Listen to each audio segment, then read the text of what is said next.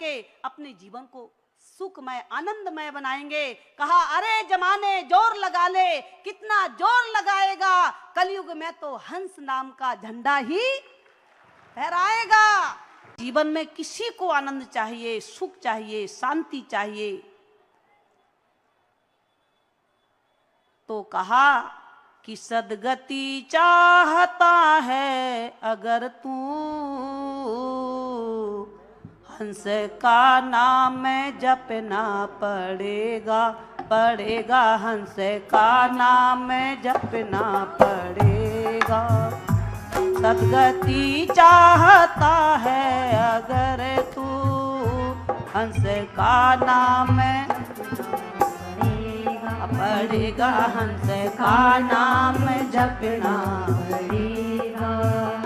सेवा सतगुरु की करनी पड़ेगी, सेवा सतगुरु की करनी पड़ेगी। साथ संतों का देना पड़ेगा, पड़ेगा साथ संतों का देना पड़ेगा, पड़ेगा साथ संतों का करना पड़ेगा, पड़ेगा साथ संतों का देना पड़ेगा। क्या कहा संतों ने कि सद्गति चाहते हैं, मोक्ष का चाहते हैं, कल्याण चाहते हैं, उद्धार चाहते हैं, तो हंस का नाम जपना पड़ेगा। क्योंकि मनु महाराज जी ने जब तप किया, बरवस राज सुतहि तव दीना, नारी समेत गमन वन कीना। मनु महाराज जी ने जबरदस्ती, मन में भाव नहीं था कि मैं राज्य के कार्य को छोड़ूं, परिवार छोड़ूं, लेकिन जबरदस्ती हो ही न विषय बैराग, भवन बसत भा चौथपन। चौथापन आ गया, बैराग जागृत नहीं हुआ, ध्यान की भावना जागृत नहीं हुई, तो जबरदस्ती राजपाट को छोड़ के अपने पुत्र को देके नारी समेत गमन वन की ना वन में चली गई। आप सोचिए, मनु महाराज जी राजा थे, राजपाट को देके वन में गए, और आप सब भक्त वन में नहीं आना है।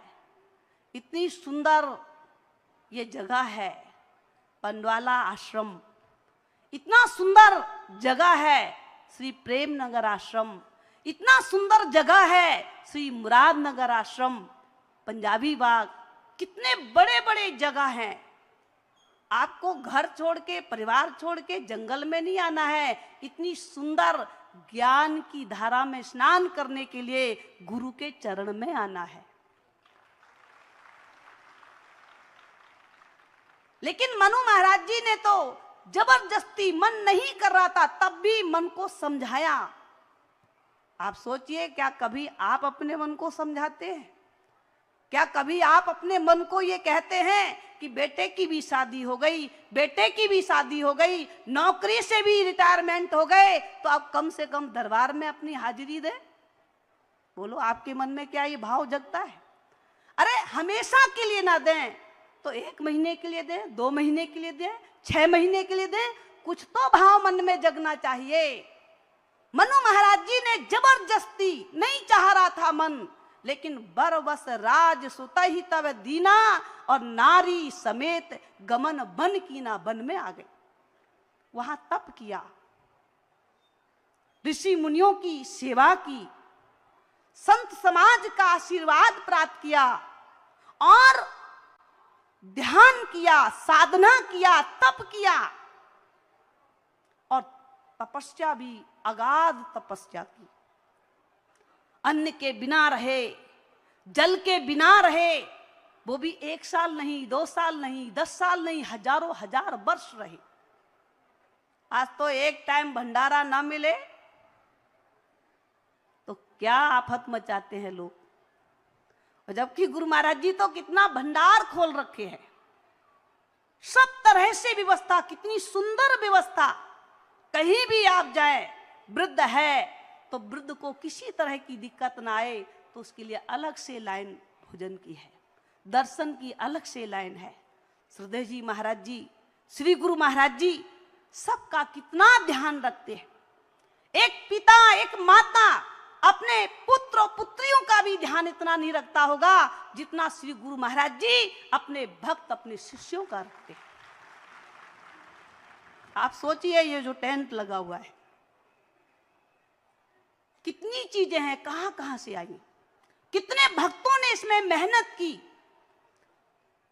और हम सब लोगों के लिए ये व्यवस्थाएं की, सेवा करके लोगों ने हम लोगों को एक अच्छे ढंग से बैठने का, भोजन करने का जगह दिया। धन्य है वो माता पिता, धन्य है वो कुल, धन्य है वो परिवार, जिस परिवार के सदस्य अपने घर के कार्यों को छोड़ के और गुरु के दरबार की सेवा करने आते हैं। धन्य है वो माता पिता जो अपने बच्चों को कहते हैं कि घर का काम हो ना हो लेकिन दरबार की सेवा करके आना है। हम लोग उन माता पिता से सीख लें, शिक्षा लें, हम भी अपने बच्चों को ऐसा संस्कार दें। लेकिन ये संस्कार बच्चों के ऊपर तब आएंगे जब आप ध्यान करेंगे, साधना करेंगे। बहुत सारे लोग कहते हैं कि बच्चे मेरी बात नहीं मानते। क्यों नहीं मानते? कभी आपने विचार किया? आपके पास वो वाक सिद्धि क्यों नहीं आई? माता मैनावती ने अपने पुत्र को अगर कहा, गोपी चंद को, कि तुम्हें गुरु दरबार में जाना है, तो राजपाट छोड़ के, परिवार छोड़ के और माता के आदेश पर वो अपने समय को गुरु के दरबार में दिए। जब एक साधक ध्यान करता है, गुरु दरबार की सेवा मन वचन कर्म से करता है, तो गुरु महाराज जी उसको शक्ति देते हैं, अपना आशीष देते हैं, अपना आशीर्वाद देते हैं। और जब गुरु महाराज जी का आशीर्वाद एक भक्त के साथ आ जाता है तो बच्चे क्या, पड़ोसी भी बात मानते हैं। पहले के आप श्री हंस जी महाराज जी के समय के जो भक्त थे, गुरु महाराज जी के ज्ञान के प्रचार में कितनी मेहनत करते थे, कितना प्रयास करते थे, कितना कोशिश करते थे। अब तो इतने लोग प्रचार में लगे हैं। पहले तो श्री हंस जी महाराज जी ने अकेले ही वीणा उठाया है और कितने सारे लोगों को अज्ञानता के रास्ते से हटा के, अंधेरे के रास्ते से हटा के और ज्ञान के प्रकाश से जोड़ा है। गुरु महाराज जी ने अपने भक्तों को जब ज्ञान प्रचार का आदेश दिया तो लोगों ने बहुत मेहनत करके, पहले लोग हंसादेशी के नाम से प्रसिद्ध थे भगत लोग, हर भगत के साथ में हंसादेश का थैला और हंसादेश की किताबें 10-5 जरूर साथ रहती थी। आप लोग हाथ उठाएं, कितने लोग हैं जो हंसादेश का थैला और हंसादेश किताब अपने साथ में लेके चलते हैं? हाथ उठाना, कितने लोग हैं? अब आप देखिए, इतने बड़े समाज में मुश्किल में 10-20 हाथ उठ रहे हैं।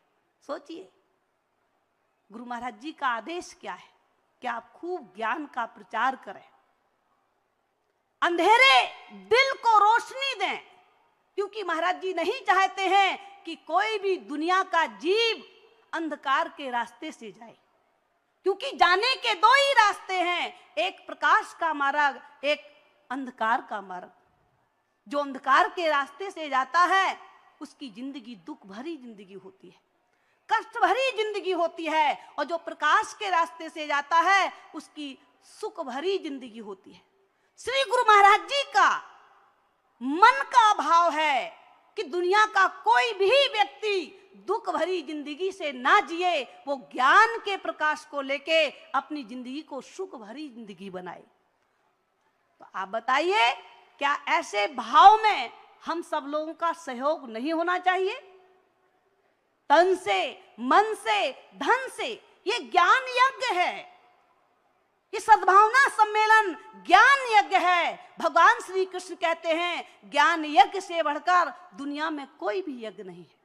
सर्वोपरि यज्ञ, सबसे उत्तम फल देने वाला यज्ञ सदगति देने वाला यज्ञ, कल्याण करने वाला यज्ञ ज्ञान यज्ञ है। और ज्ञान यज्ञ में जो भी तन से, मन से, धन से आहुति देता है वो सदगति को प्राप्त करता है, जीवन में उसको खुशियां मिलती हैं, जीवन के संकट, दुख, आपत्ति, विपत्ति ये सब उसकी जिंदगी से टलता है। तो ये धर्म की हाट लगी है। यहां नाम का भंडार जो है लोगों में बांटा जा रहा है, नाम का धन बांटा जा रहा है। कहा है कि लगी भक्त धर्म की हाट रे भगतो हो, लगी धर्म की हाट रे भगतो, लगी धर्म की हाट रे, कोई सौदा ले लो हो, कोई सौदा ले लो हो, कोई सौदा ले लो। लगी धर्म की हाट रे भगतो, लगी धर्म की हाट रे भगतो, लगी धर्म की हाट रे, कोई सौदा ले लो हो, कोई सौदा ले लो। राम नाम का सौदा ले लो, राम नाम का सौदा ले लो, हंस नाम का सौदा ले लो, हंस नाम का सौदा ले लो, हरि नाम का सौदा ले लो, हरि नाम का सौदा ले लो। ये धर्म की हाट, ज्ञान की हाट, नाम की हाट लगी हुई है।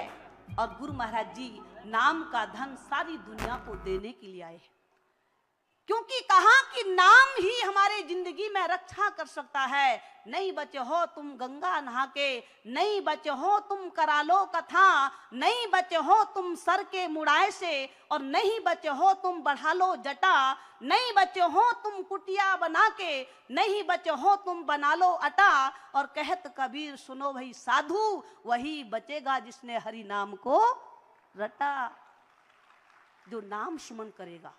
कलयुग में कोई उपाय नहीं बताया, कलयुग केवल नाम धारा, सुमर सुमर नर उतरहि पारा।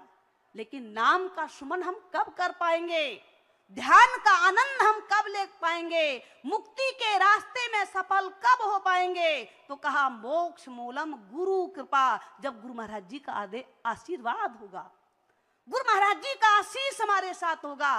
और गुरु महाराज जी का आशीर्वाद कब मिलेगा? जब भक्त सेवा करता है, ज्ञान का प्रचार करता है, ध्यान में मन लगाता है। बहुत सारे कहते हैं मन नहीं लगता। आप बताइए, आपके घर में पंखा है और आपने बाहर से लाइट से कनेक्शन भी ले रखा है, अब आप कहें तार जुड़ता नहीं, तो तार अपने आप जुड़ेगा या जोड़ना पड़ेगा? जोड़ना पड़ेगा ना।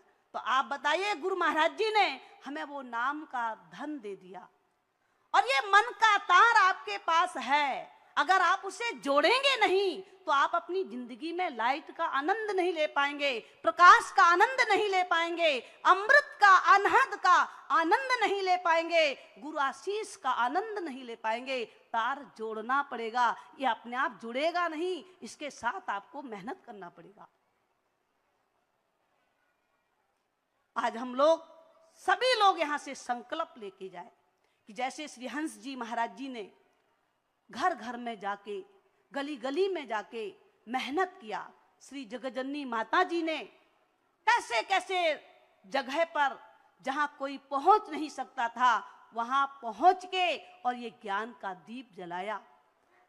हमारा भी धर्म बनता है, अगर हमारे पड़ोसी हैं, हमारे रिश्तेदार हैं, हमारे मिलने वाले हैं, उनके बीच में हंसादेश पत्र का जरूर पहुंचाए, मानव धर्म पत्र का जरूर पहुंचाए, ज्ञान के प्रति उन्हें प्रेरणा जरूर दें। जब कभी सत्संग होता है तो एक संकल्प लें, कम से कम 50 लोगों को फोन हमें जरूर करना, ये संकल्प लेके जाएं। जब आप 50 को बोलेंगे तो 50 में 5 तो संस्कारी आपको मिलेंगे, जो आपकी बात को मान्यता देंगे और वो सत्संग से जुड़ेंगे।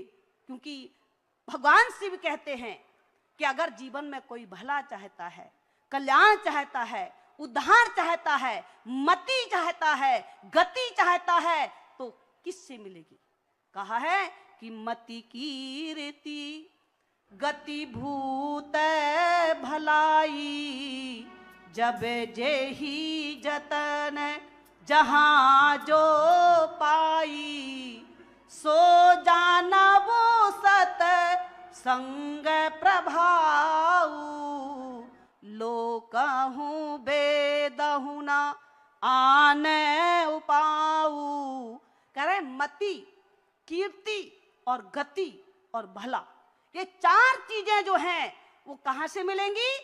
तो कह रहे सो जानो सत्संग प्रभाऊ, ये सत्संग से मिलेगा।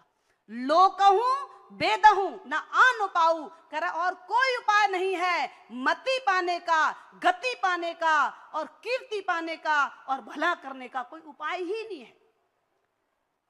इसलिए भोले बाबा कहते हैं कि अगर जीवन में भला चाहते हो तो बहुत काल करिए सतसंगा, तब होबे सब संशय भंगा। सत्संग से प्रेम करो, सत्संग से आप अपने मन को जोड़ो, तो ये सत्संग की धारा बह रही है। इसके बीच में गोता लगाने का खुद का भी भाव होना चाहिए और अपने बच्चों को भी आगे बढ़ाना चाहिए। हम चाहते हैं हमारे बच्चों को आनंद मिले, हमारे बच्चे खुशहाल हों, हमारे बच्चे संस्कारी बने। हम लोगों ने अभी एक हफ्ता पहले प्रेस वार्ता की, बहुत सारे पत्रकार लोग आए, कहने लगे बहन जी हम लोगों को एक बात की बहुत चिंता है कि मम्मी भी सर्विस करते हैं, पापा भी सर्विस करते हैं, बच्चों को संस्कार नहीं मिल पा रहे, तो ये कैसे होगा? तो मैंने कहा अगर बच्चों को संस्कार नहीं मिला, पापा ने भी कमाया, मम्मी ने भी कमाया और संस्कार नहीं मिला, तो दोनों की कमाई मिट्टी में मिल जाएगी।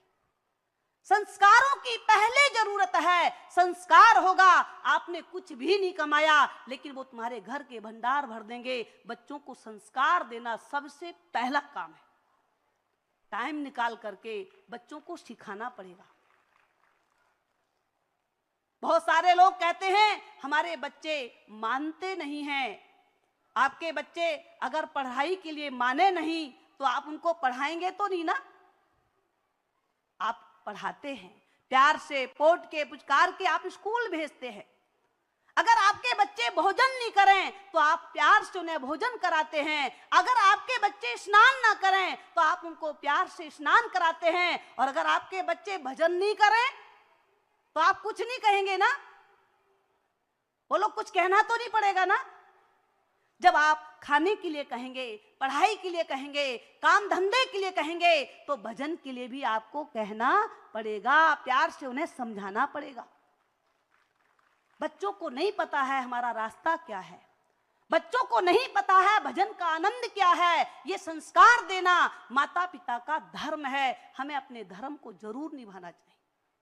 तो देखो जिन्होंने भी ज्ञान को पाया है वो साधना करें, भजन करें, ध्यान करें, और जिन्होंने नहीं पाया है उन बहनों से, भाइयों से, माताओं से मेरी प्रार्थना है कि इस हंस जयंती के उपलक्ष्य में हम ये संकल्प लेके जाएं कि हम भी उस नाम को जानेंगे और ध्यान करके, सुमन करके अपने जीवन को सुखमय, आनंदमय बनाएंगे। कहा अरे जमाने जोर लगा ले, कितना जोर लगाएगा, कलयुग में तो हंस नाम का झंडा ही फहराएगा। जब ये झंडा हंस नाम का जब फहराएगा तो इस झंडे के नीचे जो बैठेगा वो आनंद और सुख और शांति को प्राप्त करेगा। तो हम लोग सभी मिलके यहां से एक संकल्प लेके जाएं कि हम हंसादेश पत्र का, मानव धर्म पत्र का और साहित्य प्रचार खाली सत्संग से नहीं, हर व्यक्ति कोई मानसिक रोग से पीड़ित है, कोई कान के रोग से पीड़ित है, कोई गले के रोग से पीड़ित है, कोई पेट के रोग से पीड़ित है। गुरु महाराज जी ने सत्संग की धारा तो बहाई है, लेकिन उसके साथ साथ इतनी सुंदर आयुर्वेदिक औषधियां बना दी कि आप इसके माध्यम से भी प्रचार कर सकते हो। हर व्यक्ति दिखता है किस चीज से ये पीड़ित है। आंख से पीड़ित है तो आंख की दवाई है, कान से पीड़ित है तो कान की भी दवाई है, पेट के से पीड़ित है तो पेट की भी दवाई है। आप इस चीज को भी आप लोगों तक पहुंचाएं, लोगों को दें, और जब दरबार की चीज लोगों तक जाएगी और उनको फायदा होगा तो वो तुम्हारे दरबार तक अपने आप चल के आएंगे, आपको उन्हें बुलावा नहीं देना पड़ेगा। तो आप लोग दरबार के साहित्य को भी लेके जाएं, दरबार की औषधियों को भी लेके जाएं, ये हमारी आपसे प्रार्थना है। प्रेम से बोलिए श्री सद्गुरुदेव महाराज की, आनंद कंद भगवान की, श्री हंस जी महाराज की।